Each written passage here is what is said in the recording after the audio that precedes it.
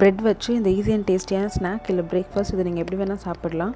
இதை செய்கிறதுக்கு நான் ஒரு கடாயில் 2 டீஸ்பூன் எண்ணெய் விட்டுருக்கேன். எண்ணெய் நல்லா சூடானதுக்கப்புறமா அதில் 1 டீஸ்பூன் சீரகம், 1/2 டீஸ்பூன் சோம்பு போட்டுக்கலாம்.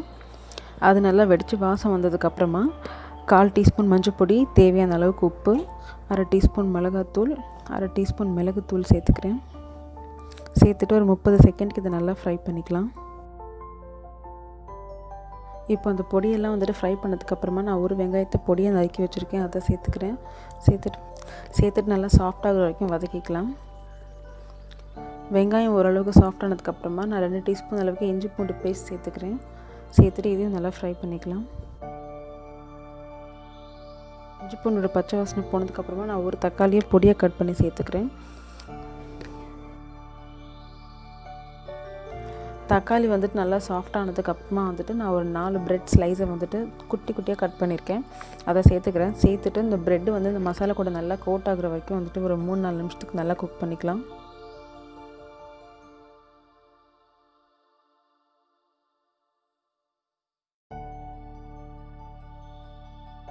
ஸோ இப்போ ஒரு 3-4 நிமிஷத்துக்கு அப்புறம் பார்த்திங்கன்னா மசாலா நல்லா கோட் ஆகி ப்ரெட்டு நல்லா சாஃப்டாகிடுச்சு. இப்போ அடுப்பு ஆஃப் பண்ணிட்டு இதை தனியாக எடுத்து வச்சுக்கலாம். இப்போ ஒரு பவுலில் நான் 1 கப் அளவுக்கு மைதா சேர்த்துக்கிறேன். அது கூடவே தேவையான அளவுக்கு உப்பு சேர்த்துட்டு கொஞ்சம் கொஞ்சமாக தண்ணி ஊற்றி தோசை மாவு பதத்துக்கு இதை கலந்துக்கலாம்.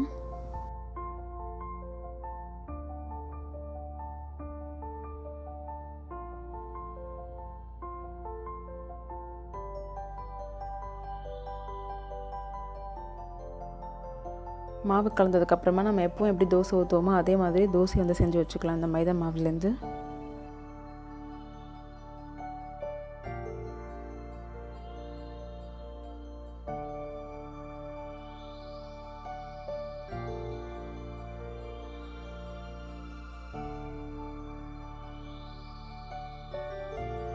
இப்போ நம்ம ஊற்றிருக்க தோசையில் உங்களுக்கு வேணுங்கிற அளவுக்கு சீஸ் வந்துட்டு சென்டரில் வச்சுக்கோங்க. அண்ட் அதுக்கு மேலேயே இந்த ப்ரெட் மிக்சர் நம்ம செஞ்சு வச்சுருக்கோம் இல்லையா, அதுலேருந்து ஒரு 1 டீஸ்பூன் இல்லை 2 டீஸ்பூன் அளவுக்கு எடுத்து நல்லா ஸ்ப்ரெட் பண்ணிக்கோங்க. ஸ்ப்ரெட் பண்ணிவிட்டு ஃபஸ்ட்டு ஆப்போசிட் சைடில் வந்துட்டு அப்படியே இழுத்து மடிச்சிக்கலாம்.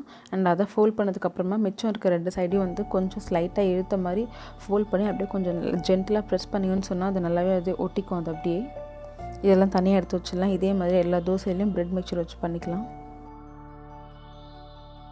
இப்போது தோசைக்கல்லை சூடு பண்ணிவிட்டு எண்ணெய் விட்டுட்டு அதுக்கப்புறமா இதை வந்துட்டு நம்ம எப்பவும் சப்பாத்தி பரோட்டாலாம் எப்படி போடுவோமோ அதே மாதிரி திருப்பி போட்டு ப்ரௌன் ஸ்பாட்ஸ் வர வரைக்கும் நல்லா குக் பண்ணி எடுத்துக்கலாம். இது உங்களுக்கு குக் ஆகிறதுக்கு ரொம்ப நேரம் தேவைப்படாது. ஏன்னா வந்துட்டு தோசையும் சரி அதுக்குள்ளே வச்சுருக்க ஸ்டஃபிங்கும் சரி நம்ம ஆல்ரெடி குக் பண்ணது தான். ஜஸ்ட் மேலே வந்துட்டு கொஞ்சம் மொறு ப்ரௌன் ஸ்பாட்ஸ் வர வரைக்கும் குக் பண்ணிவிட்டு அடுப்புலேருந்து எடுத்துட வேண்டியது தான். ரொம்பவே ஈஸி அண்ட் டேஸ்டியான ஒரு ஸ்நாக் இல்லைனா பிரேக்ஃபாஸ்ட் ரெடி. ஸோ கண்டிப்பாக ட்ரை பண்ணி பாருங்கள். தேங்க்ஸ் ஃபார் வாட்சிங்.